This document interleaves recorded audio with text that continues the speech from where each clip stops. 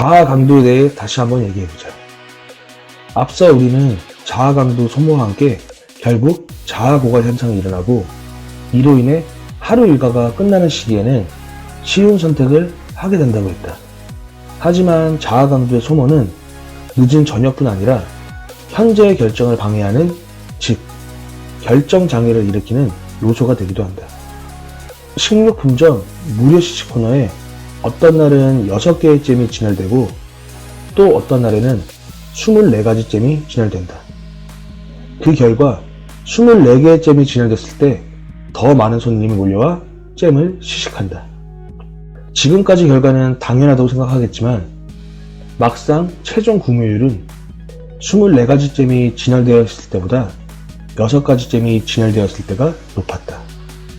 그것도 무려 10배나 말이다. 왜 이런 일이 발생하는 것일까? 그 이유는 과도한 선택에 둘러싸이게 되면 자아 강도 소모와 동시에 결정장애가 생기기 때문이다. 미팅을 할 때도 마찬가지이다. 각 20명의 남녀가 모여 소개팅을 할 때보다 8명이 모인 경우가 더 커플이 될 확률이 높다.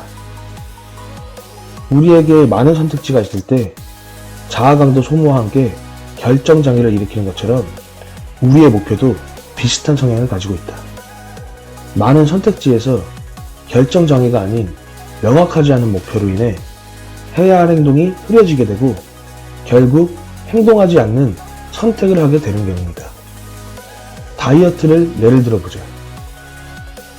다이어트를 위해서는 여러 가지 방법들이 있다. 운동을 하거나 적게 먹거나 탄수화물이나 지방이 많은 음식을 섭취하지 않는 것 등 여러 방법이 존재한다.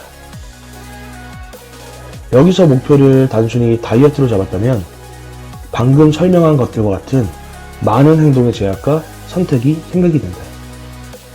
이는 행동을 하는데 망설임을 줄 뿐만 아니라 포기해야 하는 또 하나의 핑계를 만들어준 것 밖에는 안 된다.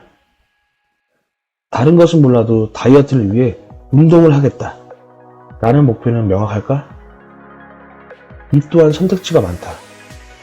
언제, 어느 정도 시간을, 언제까지 할 것인지, 그리고 어디서 할 것인지와 같은 명확하지 않은 선택지를 남기기 때문이다.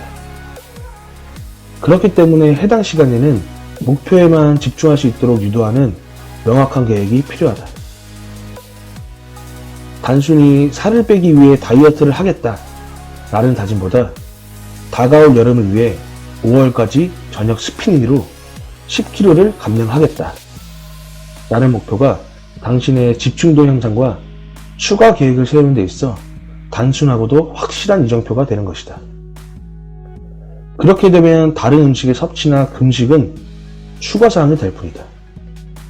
인스턴트, 늦은 저녁 야식을 먹었다고 해서 혹은 회사에서 간식을 많이 먹었다고 해서 나의 목표에 포기를 가져다주는 요인으로 인식하지 않는다는 것이다. 오히려 이렇게 음식을 섭취함으로써 운동량을 늘리게 되는 계기가 되기도 한다. 피자를 먹기 위해 주문을 한다고 하면 스파게티와 소스, 피클 등은 사이드 메뉴로 선택에 있어 중요한 요소로 작용되지 않는다. 사이드 메뉴가 많다고 해서 피자 주문을 취소하지 않으며 마음에 들지 않는다고 하면 다른 피자 가게를 찾을 수는 있겠지만 최종적으로 피자를 주문하는 것은 포기하지 않는다. 큰 고민거리도 아쉬움도 없는 선택사항으로 인식될 뿐 선택을 위한 주요 요소로 작용하지 않게 되는 것이다. 하지만 목표가 정확하지 않는 상태, 즉 배가 고파서 음식을 시키는 것이라면 사이드 메뉴는 피자를 주문하지 않을 수 있는 결정적 계기가 될 수 있다. 사이드 메뉴가 마음에 들지 않으면 치킨과 족발같이 배부름을 해소할 수 있는 다른 메뉴들을 선택하게 된다. 그저 살을 빼기 위해 다이어트를 하겠다는 배가 고프니 음식을 섭취하겠다와 같은 맥락의 목표이다. 살을 빼고 싶은가? 그렇다면 왜 살을 빼고 싶은가? 그냥 살이 쪄서인가? 다가올 열을 위해서인가? 아니면 이성 친구와의 여행을 위해서인가? 목표를 이루기 위해서는 이유에 맞는 목표 설정과 언제나 확인 가능한 수치가 있어야 달성할 수 있는 확률을 높일 수 있다. 애매모호한 목표 설정으로 행동을 흐릿하게 만들지 마라. 흐릿한 목표는 작은 선택에도 큰 의미를 부여하게 만들고 그 선택의 아쉬움으로 최종 목표를 포기하게 만든다.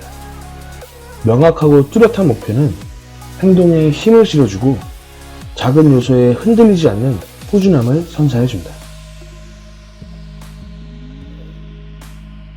꿈은 날짜와 함께 적어 놓으면 그것은 목표가 되고 목표를 잘게 나누면 그것은 계획이 되며 그 계획을 실행에 옮기면 꿈은 실현되는 것이다 라고 했습니다. 사람들은 실패를 위한 계획을 세우지 않습니다. 다만 계획을 세우는데 실패할 뿐이죠. 여러분의 계획은 어떠한가요? 감사합니다.